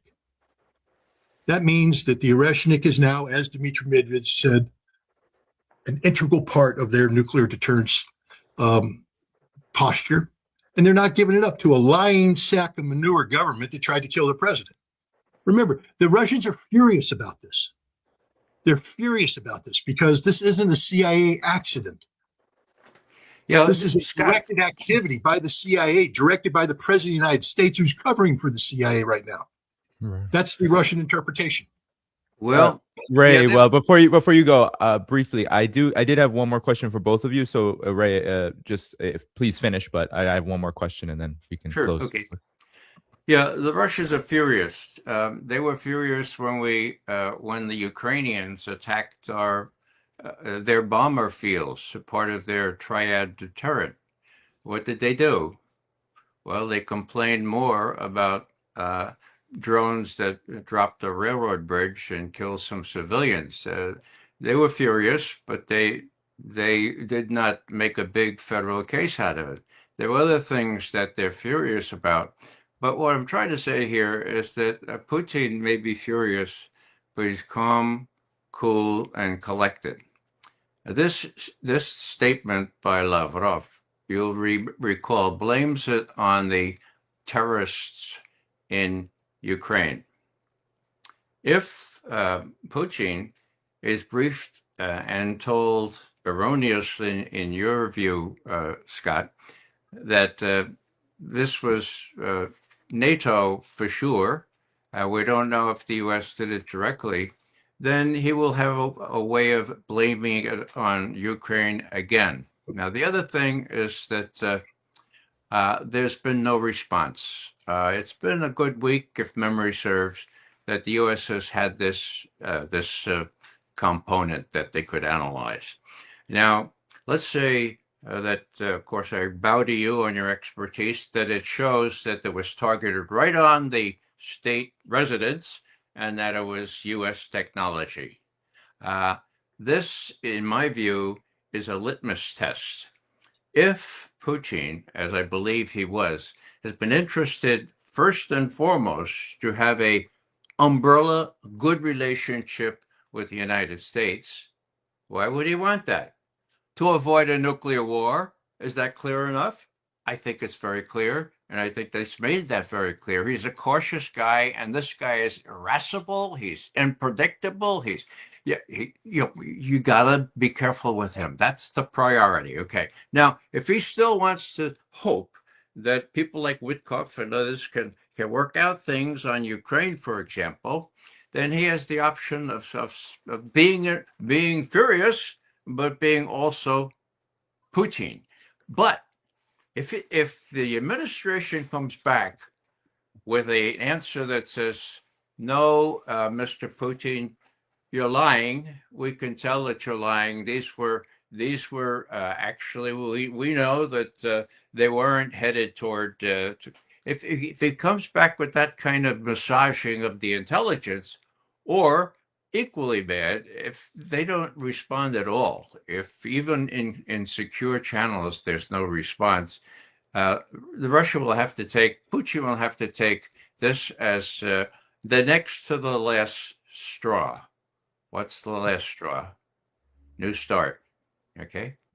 Putin made a personal plea to the United States president on the 22nd of February, as you know better than anyone, Scott, that he would abide by the quantitative limits on offensive missiles and bombers and so forth of New START, even after it expires on February 5th. Okay. Now, what has Trump said? Well, a couple of weeks later, some journalist said, "What do you think of that?" "Oh, I think it sounds like a good idea to me." The Russians have been imploring the U.S., please, could we please have a more official response? Okay, they've gotten none. It's less than 4 weeks now. If there's no response, or if it's a negative response, then I would say you're right. Arms control is dead. Okay. Then I would say the fat lady has sung. But until that time, I see that the fat lady has not sung the final song yet. And, I'm happy to engage in this conversation but Trump did answer it. Just what the did other he say? day. What did he say? They said New START's expiring, so it expires. That was his answer. So it expires. Well, that's not an official answer in my view. He's the president of the United States. He said so. When did he say that? How did I miss that? I don't know how you missed it, but he said it in all of this stupidity that's going on.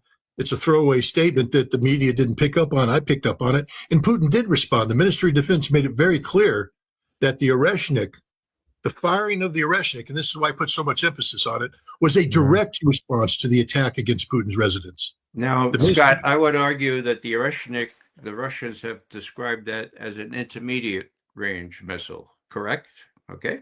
Now, when Putin was asked about this at one of the Q&As, he was asked, what are the prospects for arms control?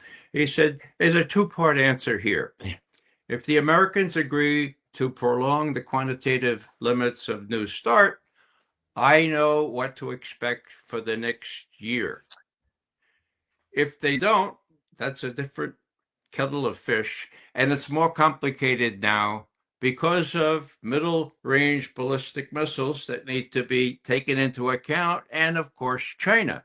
So Putin has made it very clear that there's a difference in Russian eyes between the intermediate-range ballistic missiles, which they still consider the Oreshnik, and the main thing, which I would say is the supreme litmus test, if Trump cannot agree to prolong those limits, no negotiations, no talks, it's just yes or no. If he can't do that, Putin will have to say, all right, you guys were right. He's not his own man. Even if he would like to do that, he can't do that.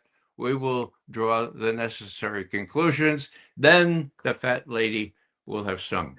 But he's real quick. There's two other conditions Putin put on it, right? First is that if the intermediate missiles aren't contained, that if they become deployed and all this, if the United States deploys Dark Eagle, all bets are off. And the second one was Golden Dome. He said there can be no Golden Dome. Trump just put forward a $1.5 trillion defense budget. It's all about Golden Dome. You're right. So it's over. It's dead. It's finished. It's done. Putin doesn't back away from his thing. And I just want to remind you, the Oreshnik may be an intermediate range missile. It's a strategic asset. It's operated by the Strategic Rocket Forces, operated under the same command structure. Right. And it's targeted as part of the strategic targeting. This isn't a tactical or operational system. The decision to use Oreshnik was a strategic decision by the president of Russia, and the Ministry of Defense made it clear that it was directly related to the attack on Putin's residence. You're right, Scott. Yeah. I would say that you remember the last part of that overture on the 22nd of September, which included those things that you just said. And I compliment you on your memory being more comprehensive than mine. Well, No, I'm just anal.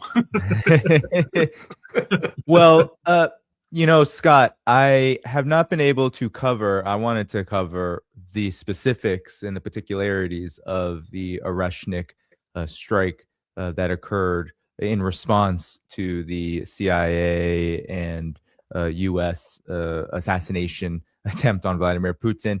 So could you talk about this? Like, what exactly happened? The Oreshnik slammed into Lviv, which is right on the Polish border. There was a significant message sent here, and so I was wondering if you could help our audience understand what is significant about this second use of the Oreshnik and what exactly happened. Well, there's going to be an awful lot of speculation here, so just understand, because nobody's come out and agree. What I'll say is this: the first Oreshnik attack was done by a test missile. The Russians said it was an operational test. And if you look at the strike, the warheads struck in relatively the same area. They picked 6 different targets within the same narrow geographical space in Dnipro.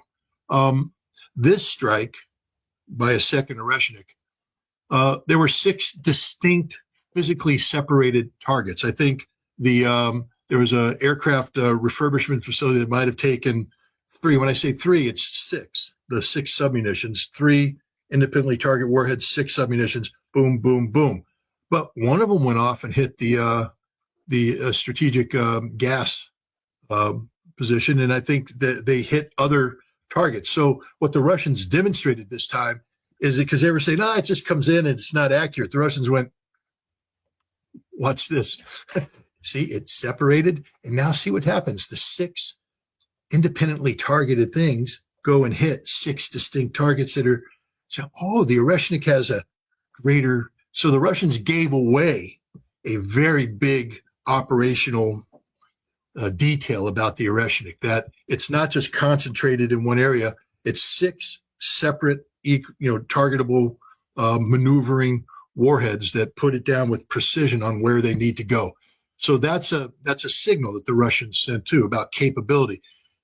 The Russians have been, the Oreshnik has gone into serial production. That was announced, a while back, but it actually began, I think, in August is when the first serial produced missile came off of the production line in Votkhinsk. Since that time, they've put together a brigade.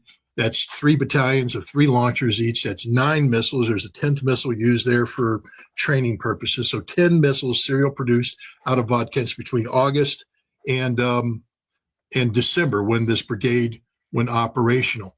But the Russians have said there are other brigades forming up as well. The launch didn't come from an operational unit. The launch came from Kapustin Yar.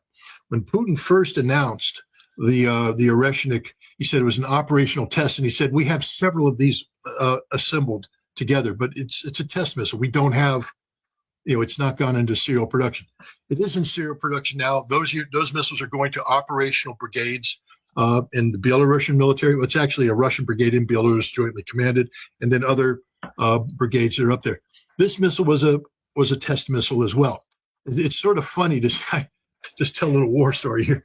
They're looking at the debris, and somebody goes, "Look, there's a lamp in there, a lamp, an old Soviet lamp in there. This isn't sophisticated." When I was a weapons inspector in Votkhinsk, we used this thing called the stage measuring device.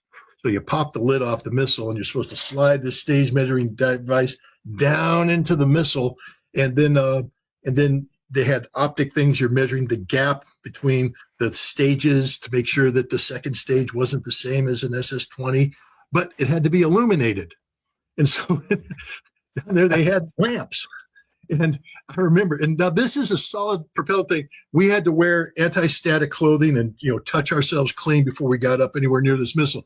I wasn't on this test. I wish I was. I'd kill myself. But I had a good friend who was, John Sartorius. And so they slide it down there, and they're down there, and all of a sudden that lamp down there goes, there's a surge. The lamp blows up inside the launch canister of a solid rocket missile, and everybody just freezes. And about 10 seconds later, one of the Soviets goes, well, we're still alive. And so they pull the thing out, and now there's shards of glass down there. And they're like, well, we need another lamp. Now, the Soviets had told, because when the Americans were looking at it going, there's a lamp on this. This is a very special made lamp made by this factory in Moscow specifically for this. The Russians went out to a standard, I think it was a truck, and they took out the headlight. They took the lamp off the headlight, and they came in and they soldered it on there and said, we can go again. And the Americans were like, we ain't doing that. My point is, the Russians, when they do testing, there's things in there that are sort of soldered in there, to test. That lamp isn't part of the operating system of the Oreshnik. That lamp is probably in there to illuminate parts of the missile as it goes through vibration tests. Kapustin Yar has an off-road area where they take the launcher and they run it around, and then they bring it back and see if they can raise it up and see if the gyros spin up, and they do all these tests on it so that, if something breaks, they go, oh, wait, we got to fix that. And then they send it back to the Moscow Institute of Thermal Technology, and they think about it, and they come up with fixes, and it goes to Votkinsk, and they put together a test missile, and they send it out to Kapustin Yar, and they test it. The Russians fired a test missile, which, again, means that the Russians aren't showing the full capacity of this missile, but they showed enough. They fired a missile that this time the warheads separated and hit 6 distinct targets. But these weren't operational missiles. Those missiles are now deployed. It'll be a different game the day the Russians stop firing the Oreshnik from Kapustin Yar, because that's still a demonstration. They fire it from an actual operational unit, that's war. But the Russians are fed up, Ray. I mean, all these guys who advise the president, the people in parliament, the close advisors of the president, they're all coming out, and they are furious. I mean, they want to nuke Europe right now.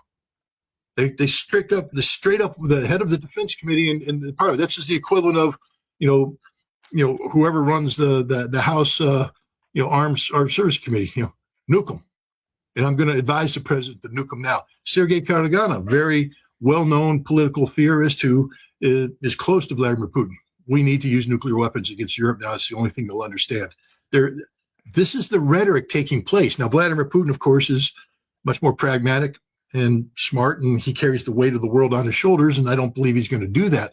But we can't be dismissive of the fact that the Russian system is furious that the United States tried to kill their president. Yeah. Furious. Blind furious. Yeah, no, I would say that's really important. And Karaganov, of course, has been saying this for, if not decades, at least years. So he's under some pressure to do so, that is, Putin is. And I would just add here, and I think this is something that's really important. 10 years ago, when U.S. and other Western journalists were in St. Petersburg for a big economic conference, Putin invited them to a little around-the-table briefing. There were about 20 of them, okay? And what he said was, look, I don't know why you guys don't take this seriously. I'm going to tell you what we've had to do because the U.S. has rejected all our initiatives. We're not helpless. We're developing very imaginative systems that the U.S. can't defend against. Now, I don't expect you to write this in your newspapers. I don't even expect you to tell your editors about this, which, of course, Putin was right. But I'm going to tell you what it is. We have the tape of that, okay? Now, 2 years later, in his State of the Union address, Putin got up and did a show and tell about these new, sophisticated, different technology weapons that were going to come online eventually, and now they're online, okay? You know, it's not only the Oreshnik, but the Poseidon and lots of others. Now, what I'm trying to say is, the important thing is that for the first time in my life, much less my professional career, Russia has an advantage on us, not only in conventional arms, but in strategic arms. They have a deterrent that won't quit. My question, why is it that no intelligence or armed forces intelligence outfit has acknowledged that and has said to the President of the United States, look, we need to cry uncle here. We're not going to prevail against the Russians, much less the Russians and the Chinese. Why is it, Scott, that people don't know that the Russians have an advantage now that they never had before, and that we should stop tweaking the bear? Look, Ray, I'm not in the intelligence business anymore. And so it's hard to know what that, but I take a look at the theories that come out from people who are connected, because of course we don't get to read the actual classified intelligence reports put out by the various missile analytical departments in the intelligence community. But there's a theory right now that we don't need to worry about the Oreshnik, because when the Russians started mass producing the Iskander and the Zircon and the Kinzhal, they maxed out their aluminum perchlorate capability, aluminum powder. And there's only that one factory in Novosibirsk, and the satellite imagery doesn't show that factory is expanded, and therefore there's this bottleneck. And so now they want to talk about building Oreshnik, but that's a bigger missile that's going to consume a lot more material, and therefore they can't do it. They're bluffing. And plus, we're taking a look at the YARS modernization program. There's all these competing factors out there for this limited quantity material. And I look at their analysis, and I have to respond by saying that you don't know. I mean, I can't get into sources and methods here, but I know what they used to be able to do in terms of collection. They maybe got better, but the Russians have not just sat there being a static target. They change up too. The Russian relationship with China is a completely different relationship, and so is the Russian relationship with North Korea. And both of those nations produce the various materials that they say are in short supply now, the raw materials. And all I know is that when I was in Russia, when I went to Novosibirsk, when I went to Ekaterinburg, of course, I didn't have access to the classified. There was just a lot of cranes. The Russians are building things. And there's probably facilities out there that we just don't have a clue what they're doing. I remember how shocked people were when Vladimir Solovyov went up to Victory Park on that complex north of Moscow, where they have this giant cathedral and this wonderful museum about World War II. But adjacent to it is a facility, and it turns out that's where they were sort of building up the Berezvesnik drone unit. But they did it there to avoid detection. But Solovyov made a mistake and did a video, and it allowed people to do geolocating, and there it is. My point is, I think Russia's full of places that are doing things right now that we just don't have a clue. I mean, the CIA is shut down. They don't have any eyes operable inside Russia, not like they used to. And, satellites are only good when they look at things. You look at a roof, you're looking at a roof. I mean, they ain't that good yet. They can't go through the roof. And you can now with radar and infrared and multi-spectrum. But I can also counter that just through simple heat layering and reflectors. I mean, but my point is I think the United States is flying blind on this, and I think there's also a lot of wishful thinking. We have been posturing the Russians as weak for so long that we can't accept the fact that the Russians are actually strong, that they can produce things in quantities and in quality that are beyond our imagination. They're getting ready. We talked about the drone revolution has made the tank obsolete. No. You know what Russia's been doing? They're building a tank that has built onto it modern advanced anti-drone technology. And they're assembling armor forces now that have this technology for breakout.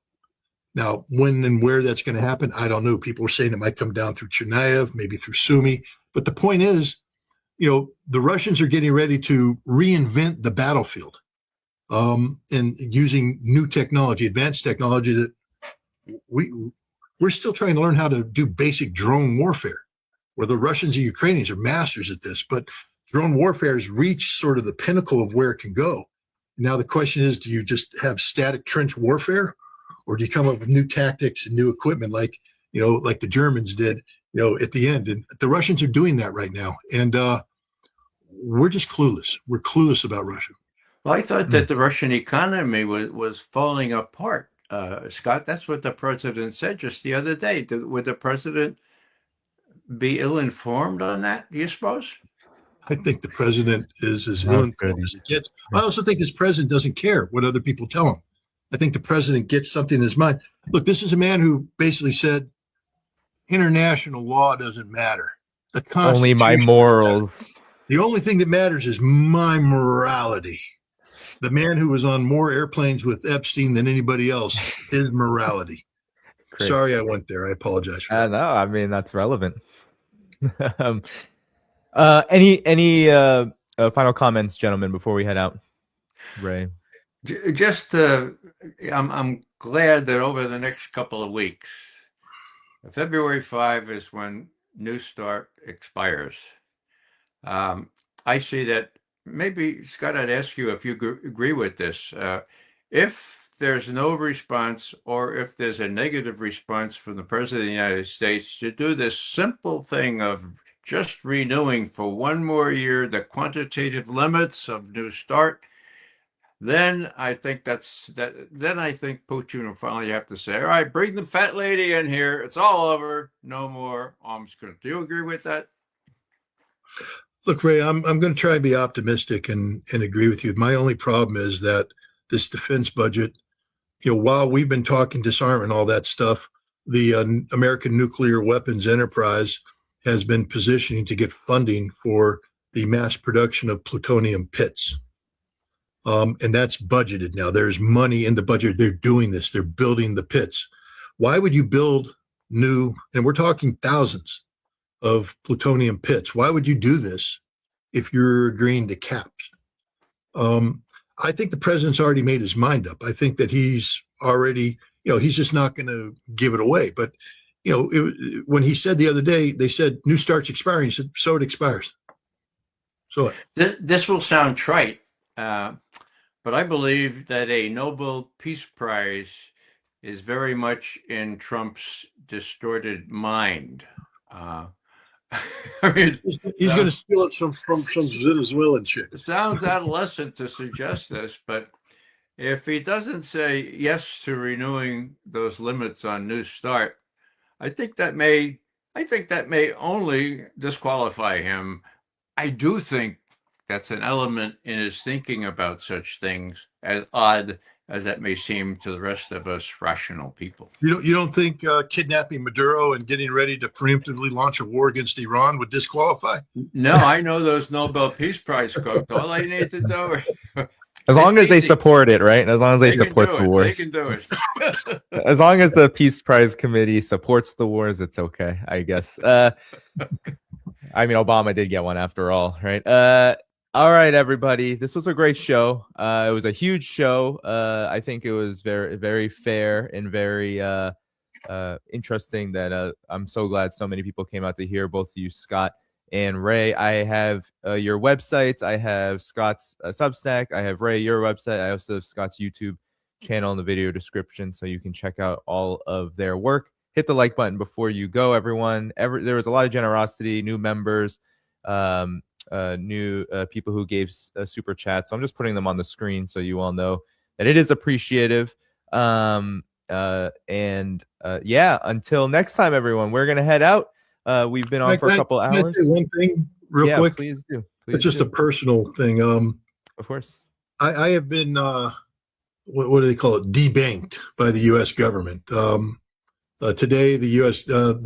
My longtime bank, Citizens Bank, 26 years, informed me that they were just unilaterally shutting down our banking relationship. And doing the research on it, it appears that they were responding to a suspicious activity report from the U.S. government. There is no suspicious activity. And you dig into that, you find out that the FBI does this as a form of harassment to get a bank to initiate, then they debank you.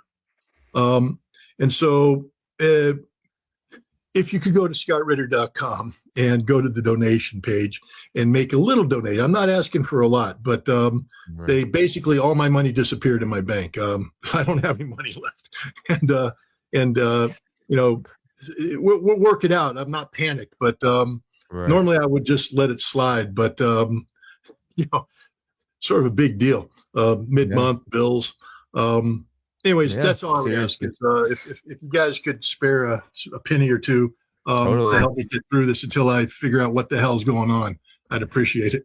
Everyone, go to Scott's Substack, hit the donation button there.